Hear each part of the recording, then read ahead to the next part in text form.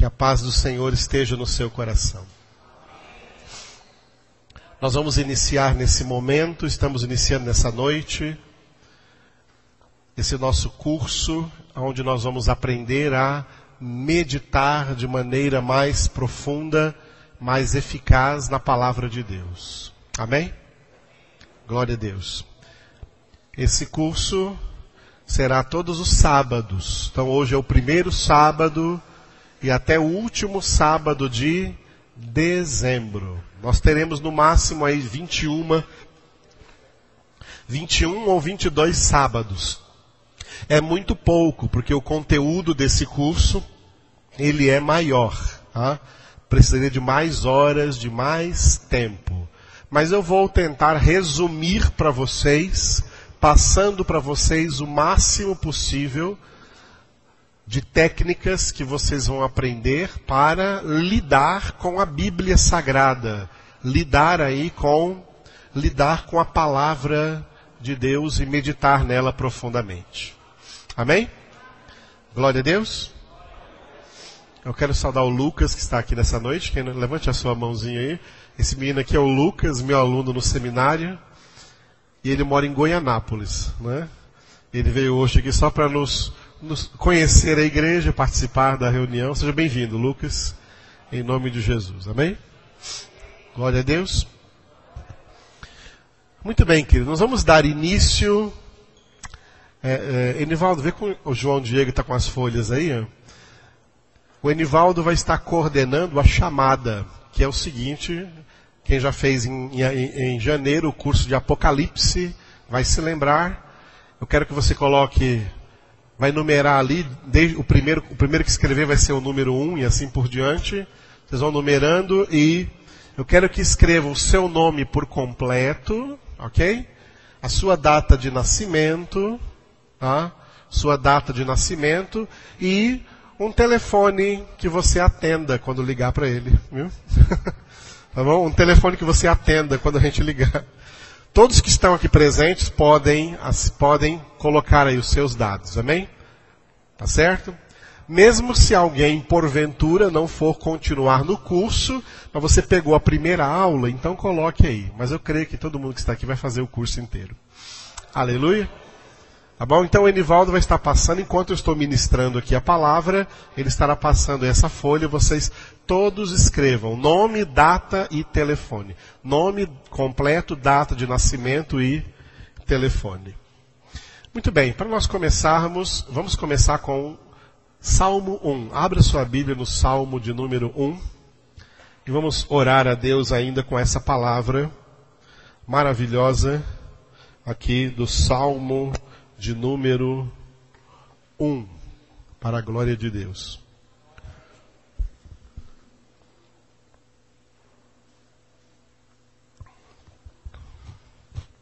Quem já encontrou, diga glória a Deus. Vamos ler juntos. Bem-aventurado o homem que não anda no conselho dos ímpios, não se detém no caminho dos pecadores, nem se assenta na roda dos escarnecedores. Antes, o seu prazer está na lei do Senhor, e na sua lei medita de dia e de noite.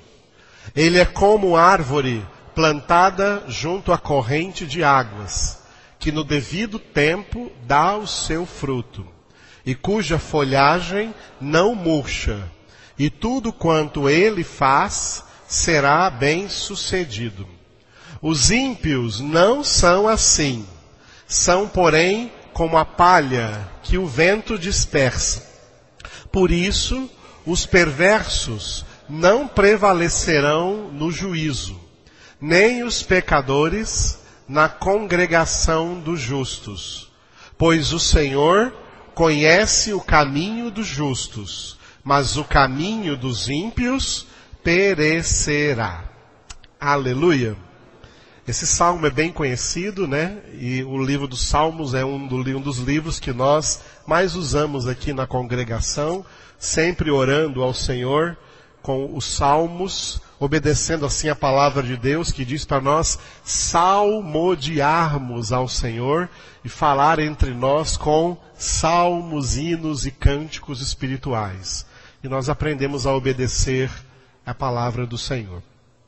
Eu sempre cito, quem me ouve, sempre me vê citando este homem do Salmo número 1, que diz que ele é bem-aventurado, e todos já aprenderam que não é, na verdade, não está escrito aqui bem-aventurado no original, mas abençoado. O homem abençoado é um homem que não faz 3 coisas. 3 coisas que ele não faz. Não anda no conselho dos ímpios, não se detém no caminho dos pecadores e não se assenta na roda dos escarnecedores. Por que esse homem não faz isso? Porque o prazer dele não está nisso. O prazer dele está em outra coisa. O prazer dele está na lei do Senhor. E quando a Bíblia fala lei do Senhor, não está falando apenas da lei de Moisés lá resumida nos 10 mandamentos. Quando a Bíblia Sagrada diz a lei do Senhor, está se referindo a toda a sua palavra. Que Jesus, citando Deuteronômio, declarou diante do inimigo. Está escrito, não só de pão viverá o homem, mas de toda palavra que procede da boca de Deus. Aleluia. Nós vivemos de toda a palavra que procede da boca de Deus. Por isso esse homem tem o seu prazer na palavra do Senhor. E ele prova isso. Como que ele prova que tem o seu prazer na palavra do Senhor? Meditando nela pelo menos uma vez por mês.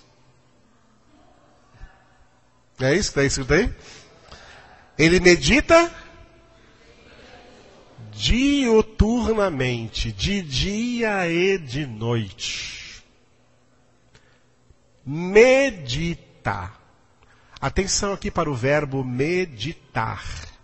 Porque uma das coisas que, principalmente, eu estarei ensinando para vocês nesses sábados é a meditar na palavra.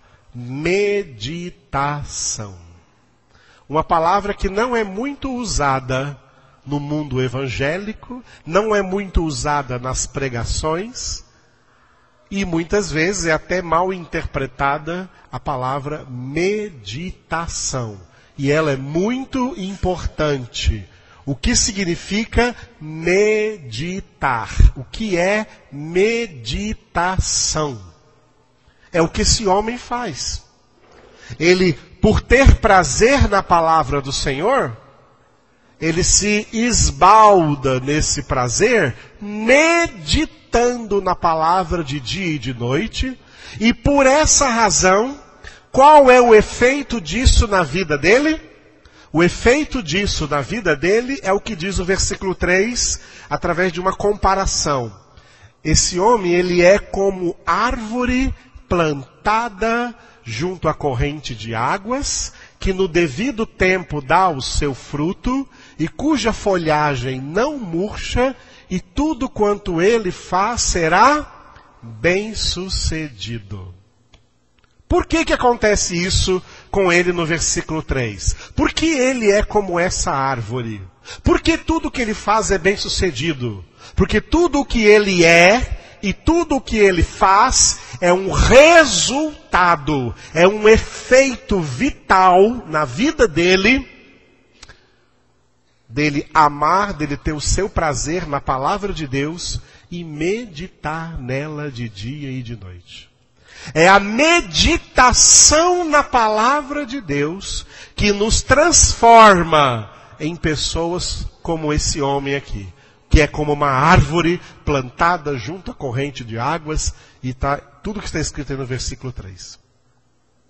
Todo mundo se agrada do versículo 3, principalmente quando tem outras traduções que ao invés de terminar assim, ó, tudo quanto ele faz será bem sucedido, tem tradução que coloca assim, tudo quanto ele faz prosperará. E hoje em dia, ninguém mais pode ouvir a palavra prosperidade. Porque escutou a palavra prosperidade, opa, acende uma luzinha lá dentro, ele começa a enxergar só cifrão. Oh, prosperidade, prosperidade, vou ficar rico, prosperidade. Mas a Bíblia não fala de prosperidade financeira. Embora isso também é o Senhor quem reina na nossa vida material e financeira. Mas a prosperidade que a Bíblia fala é prosperidade espiritual, crescimento espiritual.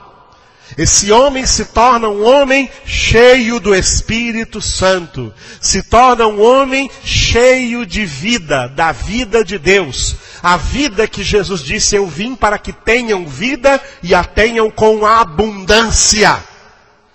E ele não está falando de bens materiais, está falando de vida, de qualidade de vida espiritual. Essa qualidade de vida espiritual, a única coisa que pode proporcioná-la é a correta meditação diuturna da palavra de Deus. Uma vida espiritual vitoriosa, uma vida espiritual plena, só é proporcionada por uma vida de meditação diuturna da palavra de Deus. Entenderam, amados? Não é pela oração, embora envolva a oração, e nós vamos ver. Não é por misticismos, não é por campanhas, isso não é bíblico. É a palavra de Deus. A palavra de Deus é a única fonte de alimento espiritual de nossas almas. A palavra de Deus é o único alimento espiritual. É por isso que ela foi representada no Antigo Testamento pelo maná que caía do céu e alimentou o povo no deserto por mais de 40 anos. Esse povo foi alimentado pelo maná que caía todos os dias. Aquele maná era uma profecia. Era uma representação da palavra. A palavra de Deus não é palavra de homens, é palavra de Deus. É palavra que desceu do céu. É palavra que se fez carne, que se fez homem em uma pessoa, o Filho de Deus, Jesus Cristo. Por isso Jesus é o Verbo de Deus. Jesus é a palavra de Deus. Eu já falei aqui em outras ocasiões, o que eu vou falar agora de novo, porque é muito importante. O que tem acontecido nas últimas décadas, desde o século XX para cá, uma coisa que o diabo sempre tentou fazer desde o início do cristianismo, e o diabo tem conseguido fazer isso, que eu vou falar agora, é separar o conceito da pessoa de Jesus do conceito do que é a palavra de Deus. O diabo conseguiu isso. O diabo conseguiu isso, amados. Está cheio de igrejas por aí que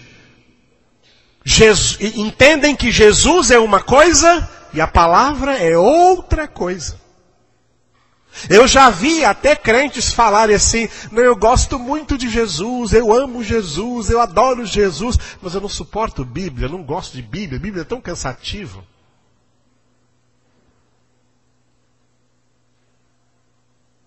Ah, você não suporta a Bíblia? Então você não suporta Jesus, porque Ele é a palavra. Ele é a palavra.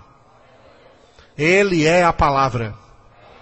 Eu vou dizer de novo porque isso deixa o diabo enfurecido. Jesus Cristo é a palavra de Deus. Jesus Cristo é a palavra viva e eficaz de Deus.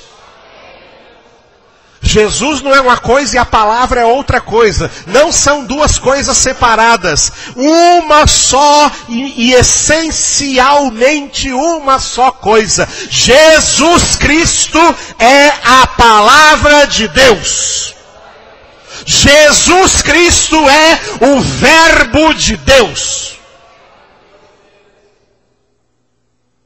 Em hebraico se diz Davar Adonai, a palavra de Deus, a palavra do Senhor. Em grego se diz Ho Logos Tuteu, a palavra de Deus. Jesus Cristo é a palavra. Em latim se diz Verbum Dei, a palavra de Deus. Jesus Cristo é a própria palavra. Quando a Bíblia diz assim: vamos correr a carreira que nos está proposta com o nosso olhar fixo no autor e consumador da nossa fé, isto é, Jesus. O que ela está querendo dizer? Como é que você vai olhar agora para Jesus se ele agora está invisível aqui no nosso meio? Ele está visível no céu, na sua natureza humana, sentado à direita do Pai. Mas conosco aqui ele está invisível. Como você vai vê-lo se ele está invisível? Como você vai colocar o olhar nele se ele está invisível? Mas ele está visível. Sabe aonde? Sabe onde ele está visível? Está com a Bíblia aberta aí? Segura aí e olha para as palavras que está aí. Ó. Essas palavras que você está lendo aí, ó. Essa palavra que você está lendo aí é Jesus. A maneira de correr a carreira proposta com o olhar fixo em Jesus é com o olhar fixo na palavra. É com o olhar fixo na palavra. Aleluia, amados. A única coisa que eu quero fazer como pastor na minha vida é tentar ao máximo, com todas as minhas forças, centralizar a vida daqueles que me ouvem, centralizá-los na Bíblia. Centralizá-los na palavra de Deus. Nenhuma palavra de homem, só a palavra de Deus. E de vez em quando o diabo quer se levantar e querer dizer para mim, ou jogar na minha cara, mas para esse pastor Edivaldo, isso é Bíblia, só é Bíblia, só é Bíblia, só é Bíblia. Então eu respondo, só é Bíblia.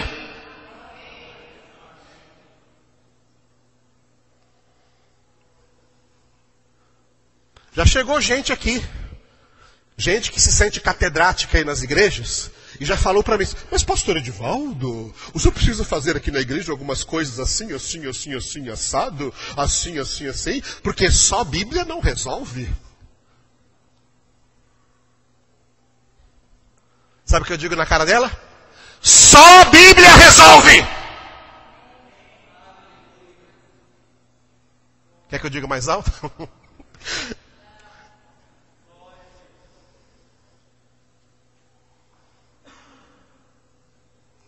Foi pela palavra que Deus criou e sustenta todo o universo. Pelo poder da sua palavra. Aleluia, amados. A palavra é o poder de Deus. Dentro da Bíblia, a palavra é chamada de várias coisas. Ela é chamada de lei, ela também é chamada de evangelho. Quando fala evangelho, não fica pensando só nos evangelhos, segundo Mateus, Marcos, Lucas e João, não. A palavra evangelho se refere a toda a palavra de Deus. A palavra de Deus é o evangelho de Deus. Que Paulo disse, esse evangelho, essa palavra, é o poder de Deus para a salvação de todo aquele que crê.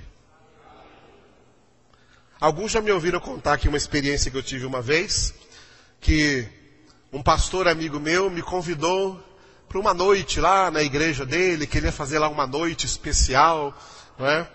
E ele chamou aquela noite uma noite de busca de poder. Aí ele me convidou e eu estava de férias, né? E estava livre aquela noite e eu fui lá.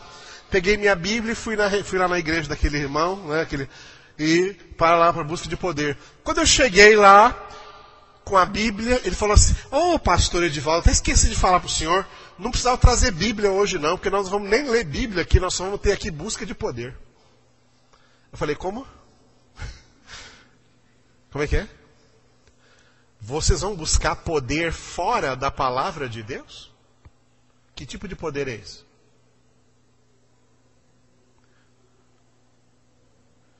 Porque o poder de Deus é a palavra de Deus. O poder de Deus é a palavra de Deus.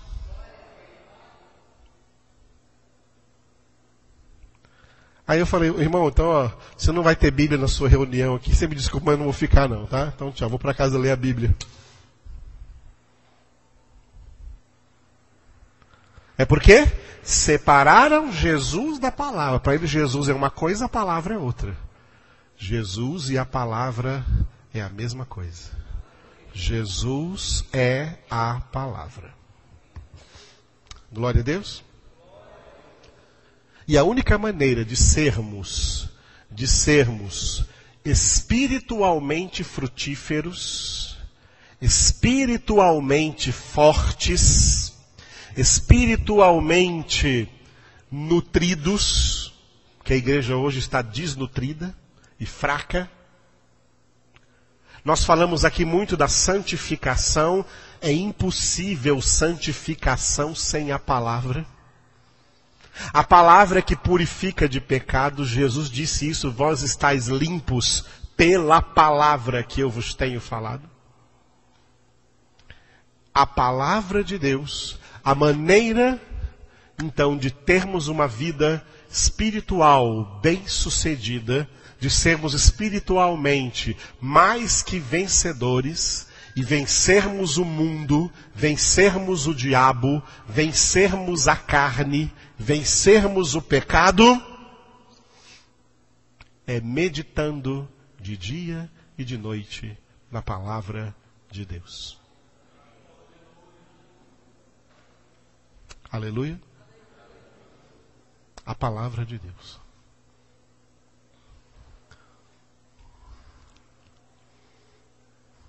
Eu separei hoje um hino aqui de Martinho Lutero para nós cantarmos daqui a pouco.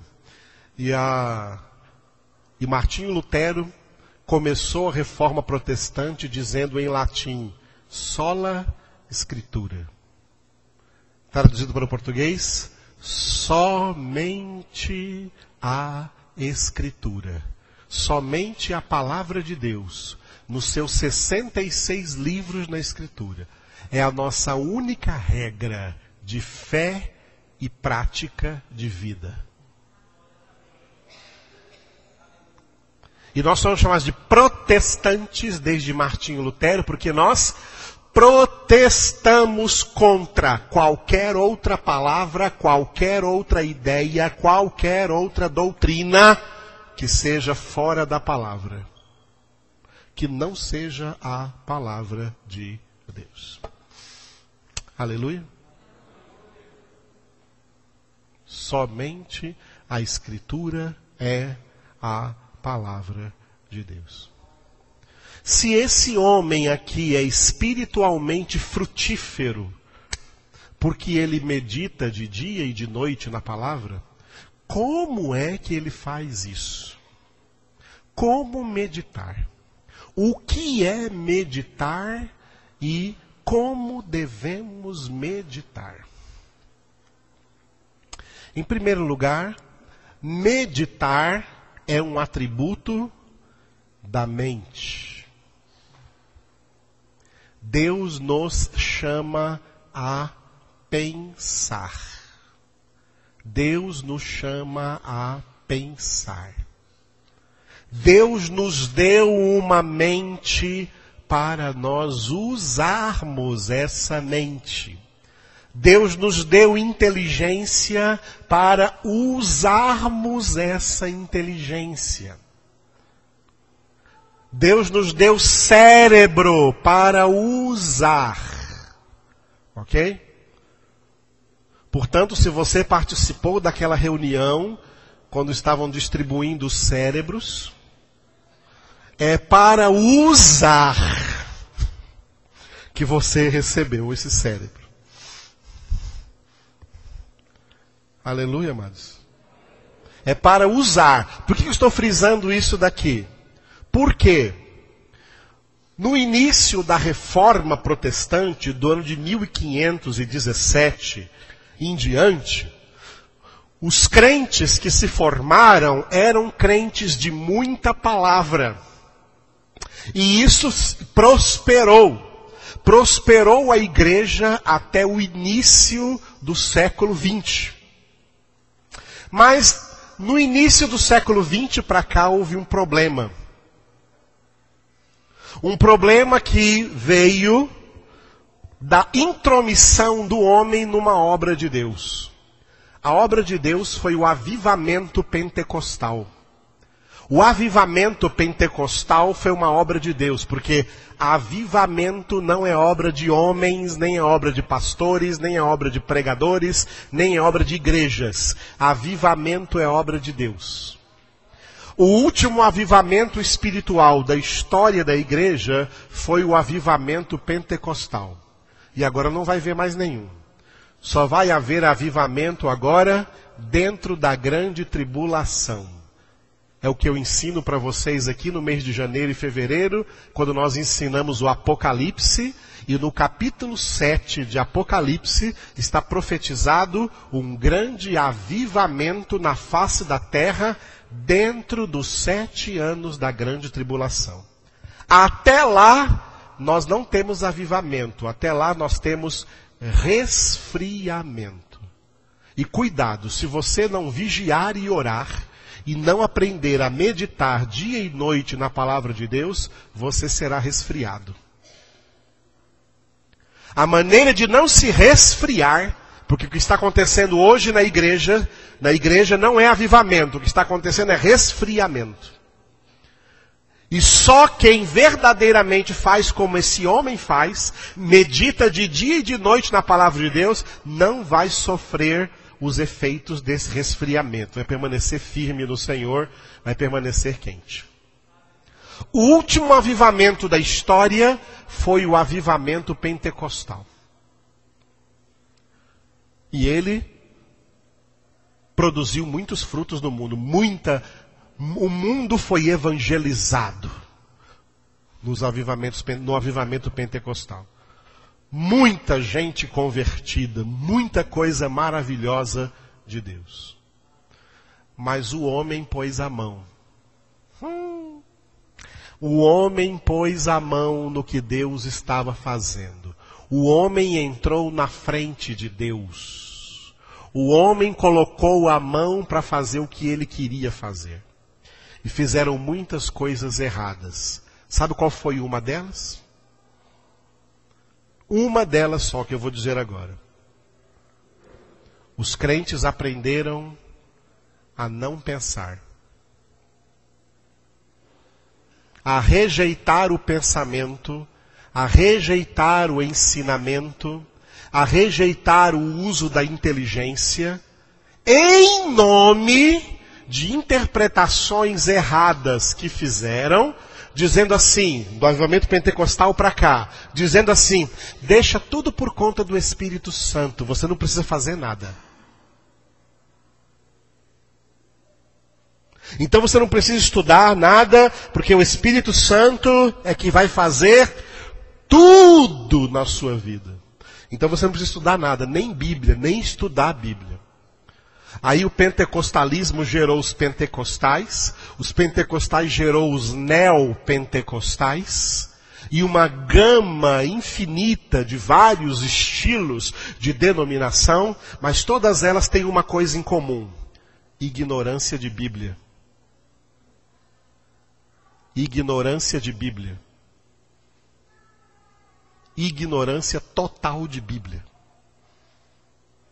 Passou o tempo em que o crente era conhecido como alguém que conhecia a Bíblia. Os crentes de hoje não conhecem nada de Bíblia. Agora o pior. Além de não conhecer nada, eles foram infectados com o pior tipo de soberba que existe. Existem vários tipos de soberba. Sabe qual é a pior? A soberba religiosa. Não existe soberba mais terrível do que a soberba religiosa. Se acham tão cheios do Espírito Santo, se acham tão cheios de poder, se acham tão cheios de poder de fazer milagres, isso, isso e aquilo mais, que largaram a palavra de Deus de lado,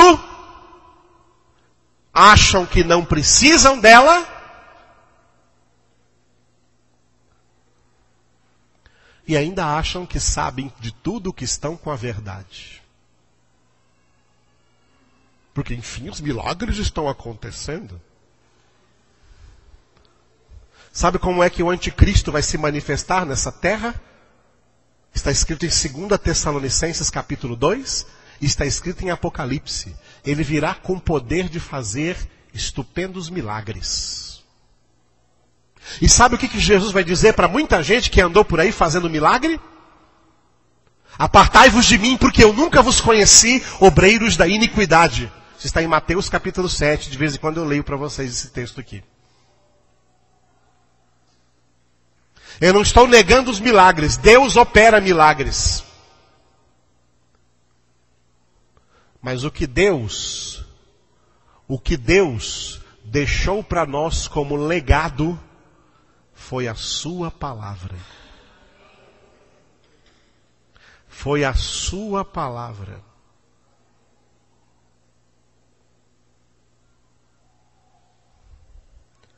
Quantos milagres João Batista fez?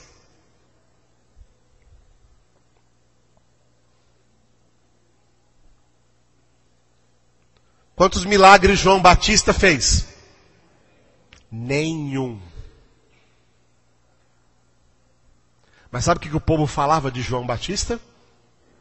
O povo falava assim, ó, na verdade, João Batista não fez nenhum milagre. Mas tudo o que ele disse acerca desse homem, Jesus, era verdade.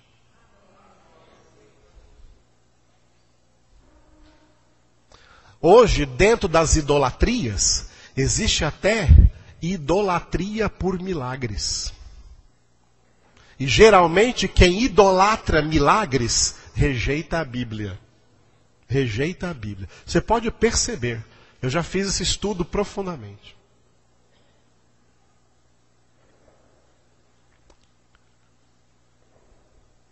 Então, além, os evangélicos de hoje, que são frutos do pentecostalismo, do que o homem fez com o pentecostalismo, são evangélicos que não conhecem nada, mas acham que conhecem.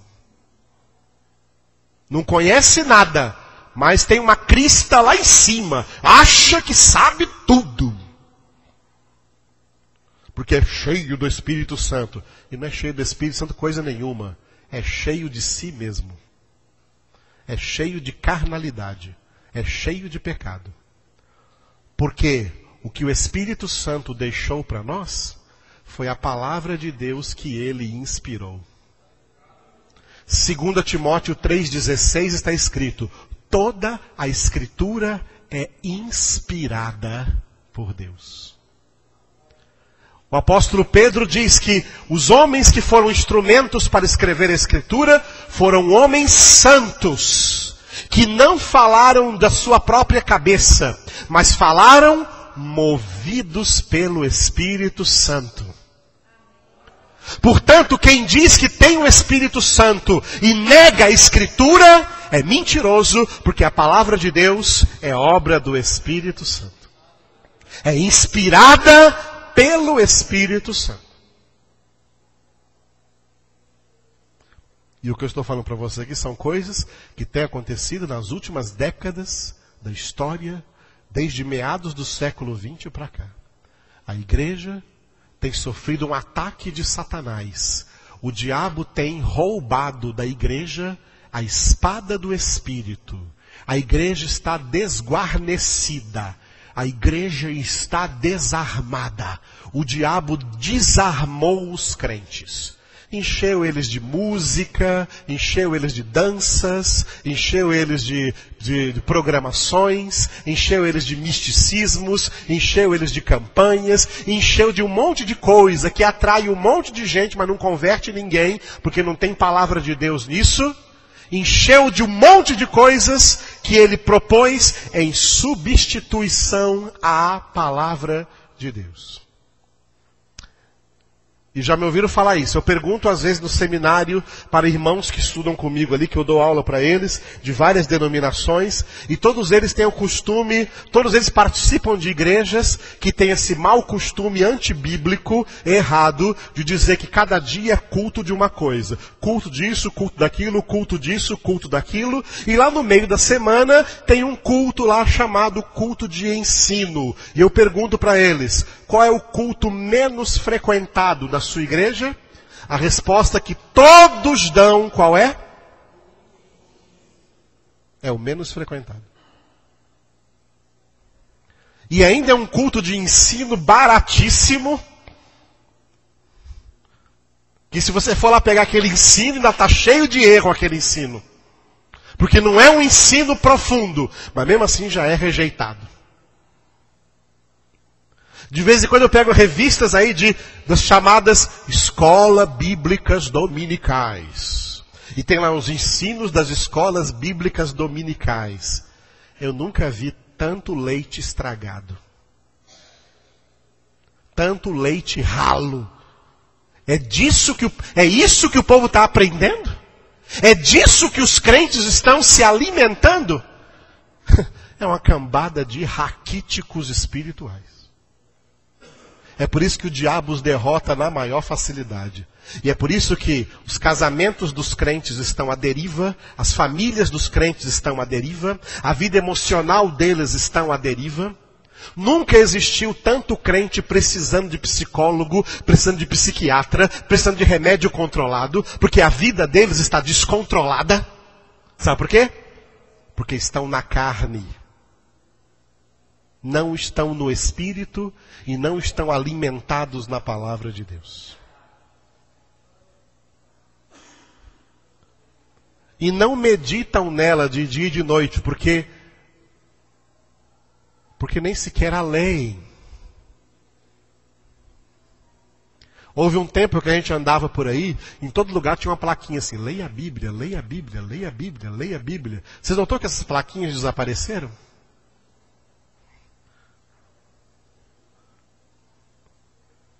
Os próprios crentes não leem mais a Bíblia. Para que ler a Bíblia? Se eu vou lá, o pastor coloca o óleo na minha cabeça. Eu vou lá e faço aquela campanha e ganho a minha vitória. Eu vou lá e conquisto a minha bênção porque eu subi na montanha. Ler a Bíblia para quê? Esses maus costumes invadiram o meio protestante, o meio evangélico, e as estruturas das igrejas evangélicas, as estruturas espirituais da igreja evangélica estão falidas. Porque está cheio de crentes fracos, começando dos próprios pastores, que estão à frente desse rebanho. E se os pastores estão desse jeito, como estão as ovelhas ali? Aí as igrejas viram clubes sociais. Lugar de agradar as pessoas. Ninguém é confrontado, porque a palavra confronta. Mas ninguém é confrontado para ficar bem confortável no seu pecado. Ninguém é confrontado porque todo mundo é agradado. Aí Gálatas 1:10, Paulo disse, se eu agradar aos homens, eu não sou servo de Cristo.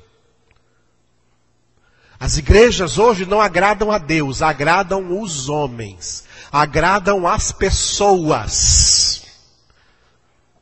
E deixam elas nos seus pecados. Não confrontam. Eu dou aula para pastores, e de vez em quando, isso já aconteceu várias vezes, por isso que eu digo de vez em quando acontece. Tem um que me chama no corredor e fala comigo: pastor, eu posso falar em particular? Posso. Pastor, o que eu faço? Porque na reunião de convenção lá da minha denominação, o pastor-chefe da denominação chega para nós e fala o seguinte, ó: olha, se vocês confrontarem demais a igreja, falando demais de pecado, falando demais que eles têm que se converter, falando demais que eles têm que ser santo, vocês vão espantar as pessoas. Se você vê pessoas chegando lá, que tem um dinheiro mais ou menos, que vai dar um bom dízimo, não fala de pecado para elas não, senão elas vão embora. Fala de coisas que elas vão gostar, elas vão ficar e dar os dízimos. O líder da denominação passa esse ensinamento para os pastores da sua denominação. O que é isso, irmãos?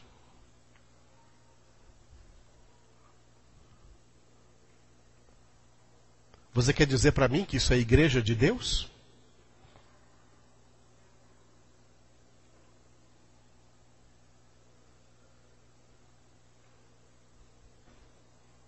Ah, pastor, você está julgando. 1 Coríntios 2, o homem espiritual julga todas as coisas. E por ninguém ele é julgado, porque tem a mente de Cristo.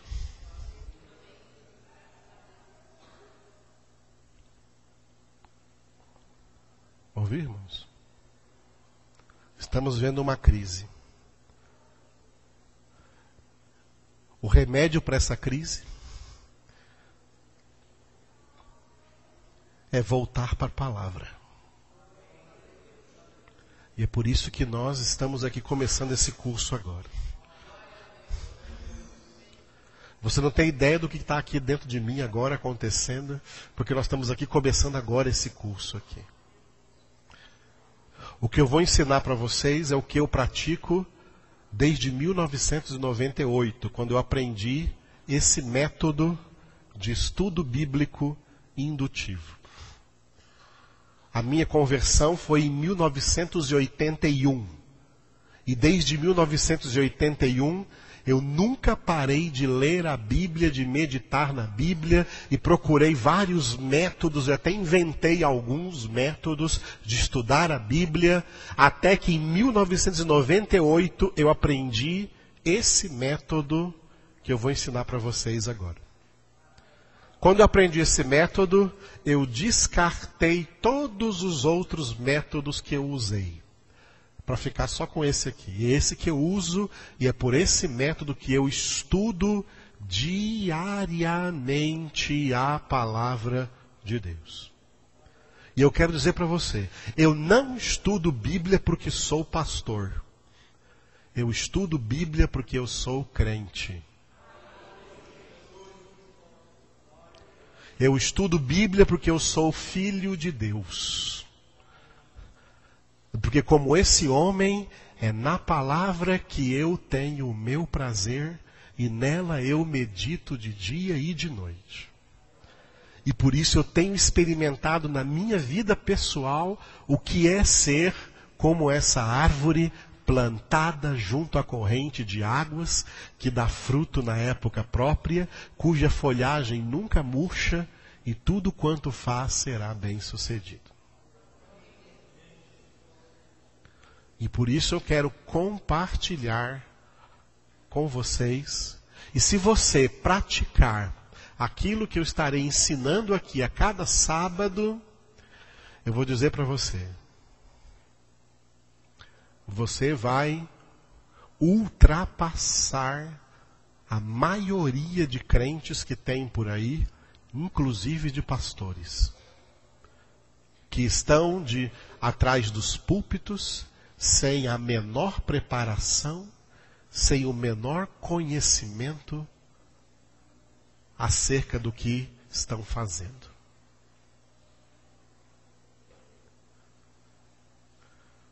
A igreja de Jesus é edificada por Jesus. Por isso ele diz, sobre esta pedra edificarei a minha igreja, e as portas do inferno não prevalecerão contra ela. É na palavra que o Senhor quer nos ensinar. Então, meditar é pensar. E esse método vai levar você a pensar, a usar a cabeça, a usar a inteligência que Deus lhe deu. Lembra que para transformar a vida, como é que transforma a vida? Romanos 12:2. Transformai-vos mediante a renovação da vossa mente, para que experimenteis qual seja a boa, perfeita e agradável vontade de Deus, que é a nossa santificação, sem a qual ninguém verá o Senhor. Para experimentar santificação na vida, tem que ter renovação de mente. E renovação de mente, quem faz é a palavra. Tirando pensamentos, ideias e doutrinas erradas e implantando a verdade. Por isso Jesus disse, conhecereis a verdade, e a verdade vos libertará. Porque essa palavra da verdade renova a nossa mente. Por isso que a santificação é pela palavra. Como Jesus orou em João 17:17. Ó, versículo fácil de memorizar. João 17:17. Jesus orou, Pai, santifica-os na verdade. A tua palavra é a verdade. O Espírito Santo, que foi o líder do avivamento pentecostal, é aquele que Jesus disse em João, capítulo 16, versículo 13. Quando ele vier, vos guiará a toda a verdade. Ele vos guiará a toda a verdade. Vos guiará a toda a palavra. Os pentecostais entristeceram o Espírito Santo. E os neopentecostais estão apagando o Espírito Santo. Efésios 4:30 está escrito, não entristeçais o Espírito Santo de Deus, com o qual fostes selados para o dia da redenção. Quem rejeita a palavra, entristece o Espírito de Deus, porque a palavra é dele. Porque foi ele que colocou em nossas mãos essa palavra. Quem rejeita, entristece o Espírito. E quem dela não se alimenta, vai acabar apagando o Espírito. 1 Tessalonicenses 5:20. Não apagueis o Espírito. Não apagueis o Espírito. Quem rejeita a palavra, entristece o Espírito. Por que esse método se chama método de estudo bíblico indutivo? Porque através dele você será induzido a você mesmo buscar a contemplação da palavra de Deus. Pessoalmente. Aleluia? Pessoalmente. Não só ficar recebendo tudo mastigadinho, mas você aprender a beber água na fonte, diretamente. A buscar na fonte a palavra de Deus e beber água limpa. A água pura da palavra do Senhor. Amém? Glória a Deus. Esse método que nós vamos aprender e que eu vou resumir para vocês, ele tem 5 passos. Coloca aí, Marissa. Ele tem 5 passos, método de estudo bíblico indutivo. E os 5 passos são...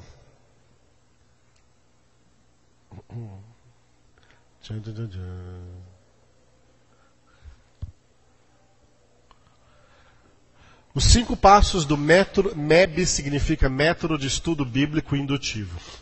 Os 5 passos desse método são, repita comigo, oração, observação, interpretação, avaliação, aplicação. Só vocês.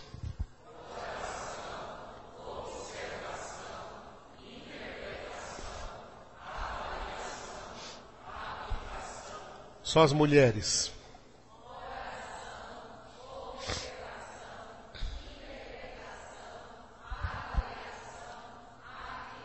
Só os homens aí.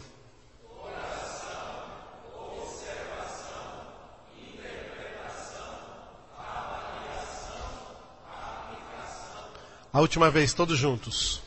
Oração, observação, interpretação, avaliação, aplicação. Por que a observação está de vermelho? Porque a observação é o coração desse método. A parte mais importante, portanto, a parte que nós vamos mais trabalhar nela durante todos esses sábados. A observação. Ok? Ele é mais importante. As outras partes todas dependem dela e estão no propósito dela. Sem a observação, a sua oração vai ser furada. Sem a observação, a sua interpretação vai ser falha. E sem a observação, você não vai aprender nem a avaliar e nem a aplicar a palavra de Deus, nem na sua vida, nem na vida de ninguém. Por isso a observação está de vermelho, porque nós vamos demorar bastante aí na observação. A maioria dos crentes tem a seguinte mania: oram errado, não observam a palavra porque estão muito ocupados observando a vida alheia, interpretam a palavra rapidamente errada, não avaliam o que interpretam e têm uma pressa para aplicar na vida dos outros.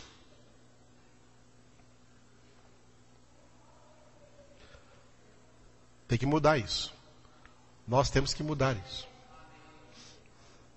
Aleluia. É por isso que, põe no próximo. Por isso que os 5 passos podem ser conjugados na seguinte frase. Repita comigo. Oramos para observar. E tudo quanto observarmos, vamos interpretar, avaliar e aplicar. Leiam só vocês.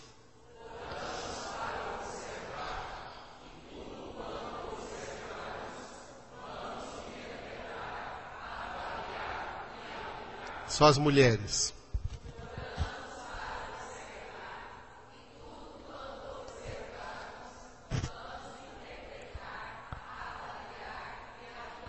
Homens aí.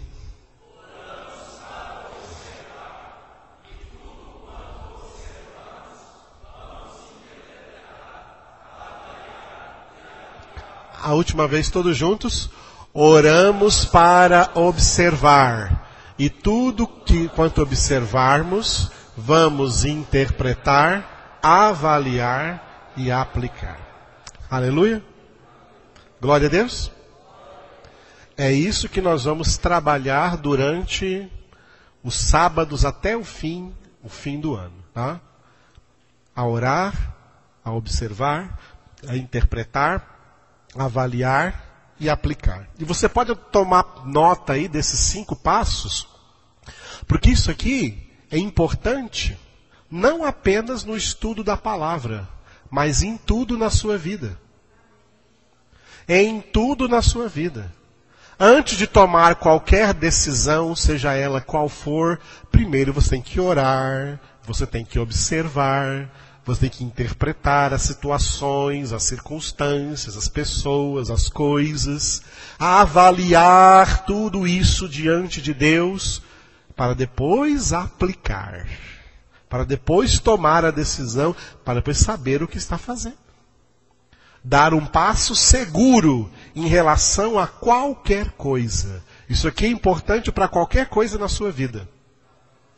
É assim que nós fazemos aquilo que Jesus falou. Se você está para construir uma casa, primeiro você se senta e calcula se tem como terminá-la. Se você está para sair para uma guerra, primeiro calcula se você tem todos os homens, soldados e todos os recursos necessários para vencer essa guerra. A palavra de Deus nos ensina, nós vimos agora há pouco, quando nós terminamos Provérbios, vimos muito isso em Provérbios, nos ensina que a precipitação é errado. Precipitação é pecado, não podemos fazer nada com precipitação. Você pode observar que a maioria dos sofrimentos das pessoas são resultado das suas precipitações na vida. Fizeram as coisas com pressa, porque estava, sei lá, interessado, porque tinha olho gordo, porque e para provar que tinha que fazer mesmo, até falou, não, isso é de Deus, é de Deus, é de Deus. E no livro de Provérbios fala, não fale tão rápido que uma coisa é de Deus, espera aí. Primeiro pensa. Primeiro pensa. Ora, observa, interpreta, avalia e por último, aplica. Aleluia? Glória a Deus. Vocês estão de parabéns por ter pego a primeira aula. Essa é a primeira aula, nós vamos parar aqui. Para continuarmos sábado que vem. Amém? Glória a Deus. Eu gostei da pontualidade. Muitos chegaram atrasados, mas mesmo que chegaram atrasados, chegaram um pouquinho mais cedo do que estavam chegando. Ok? Eu quero sempre estar louvando o Senhor aqui, orando os salmos antes e começar depois para a gente ter uma hora de qualidade desse ensinamento. Como fizemos hoje. Então, sábado que vem vamos continuar. Amém? Amanhã de manhã nós vamos continuar Colossenses. Não falte em nome de Jesus. E à noite, o nosso boletim. Então não falte em nome de Jesus nas duas reuniões de amanhã, 10 horas da manhã e 7:30 da noite. Glória a Deus. Vamos orar agora. Eu gostaria que você aí sentado mesmo orasse comigo. Senhor, eu quero orar nessa noite em prol dessa palavra que foi ministrada aos nossos corações. Como é sério, como é importante, Senhor, nós tomarmos pé da situação em que estamos vivendo hoje em dia. O mundo está passando por um terrível resfriamento espiritual, Senhor. E a única maneira de não sermos atingidos por esse resfriamento é se aprendermos a meditar de noite e de dia na Tua Palavra. Ter pela Tua Palavra, Senhor, o mesmo prazer que esse homem do Salmo número 1 teve. Ter o prazer na Palavra do Senhor e nela meditar de dia e de noite. Nós queremos, Senhor, através desse curso de método de estudo bíblico indutivo, aprender, Senhor, a meditar na Tua Palavra todos os dias.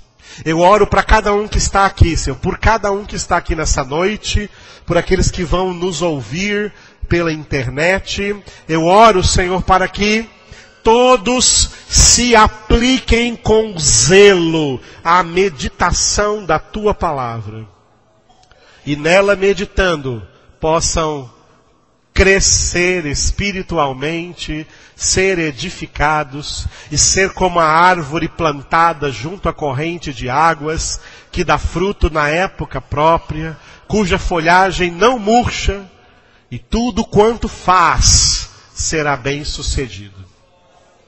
Em nome de Jesus, eu agora repreendo a Satanás e a todos os demônios, e lanço por terra agora as suas artimanhas de tentar impedir que qualquer pessoa esteja aqui ouvindo e aprendendo essa palavra em nome de Jesus. Satanás, pegue os seus demônios e tudo que é seu e saia! Saia de todas as vidas, de suas casas, de suas famílias, em nome de Jesus. Cubra-nos, Espírito Santo, com a Tua bênção, com a Tua unção, E enche-nos, Senhor, de motivação, de prazer, de verdadeiro amor pela Tua palavra, a fim de que nela meditemos profundamente, dia e noite. Em nome de Jesus. Quantos podem dizer amém? Aleluia. Glória a Deus. Vamos então cantar ao Senhor. Enquanto cantamos, aqueles que forem trazer seus dízimos, suas ofertas, faça isso com amor, em nome de Jesus.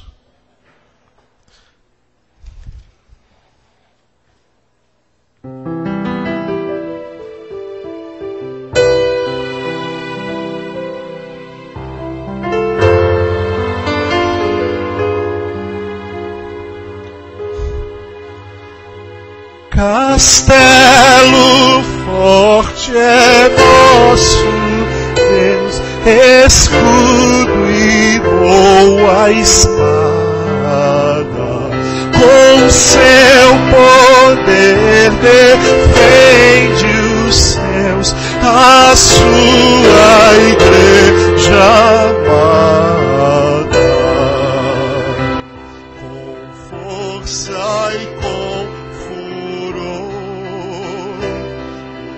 prova o tentador, com artimanhas e astúcias infernais, iguais não há na terra.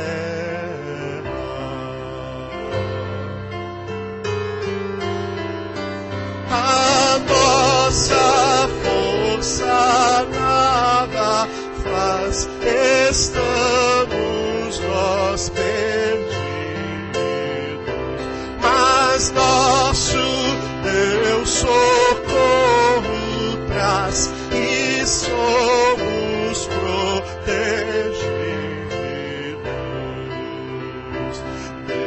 defendido Jesus, venceu na cruz, Senhor dos altos céus, que sendo próprio Deus, triunfa na batalha.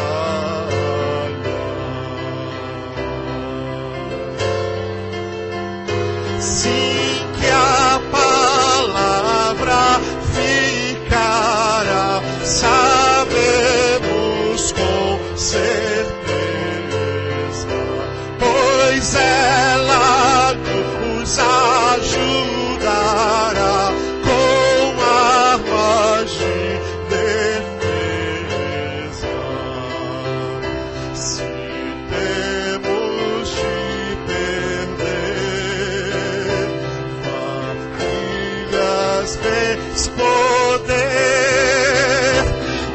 embora a vida vá, por nós Jesus está e nos dará seu reino, e nos dará seu reino, e nos dará seu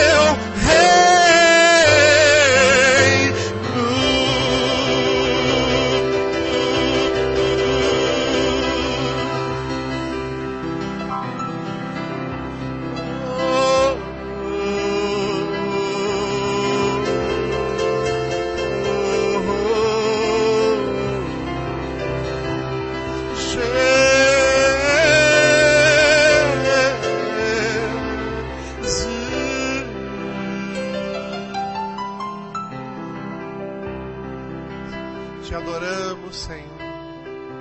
Te glorificamos por essa noite. Consagramos a Ti, Senhor, cada aula desse curso e todos quantos fizeram parte hoje permaneçam, Senhor, até o fim. E aqueles que vierem depois também, colocamos na tua presença. Estamos fazendo aqui para a tua glória, para a tua honra, para o teu louvor, para a tua suprema adoração. Oh, majestade, santo, santo, santo é o teu nome.